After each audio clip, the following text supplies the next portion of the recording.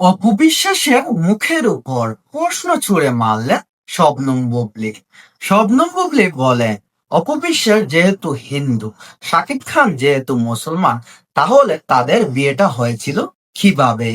বুবলির স্পষ্ট দাবি, শাকিব খান অপবিশ্বাসকে বিয়ে করেননি। তাহলে বুবলির দাবি কি সত্যি হতে যাচ্ছে?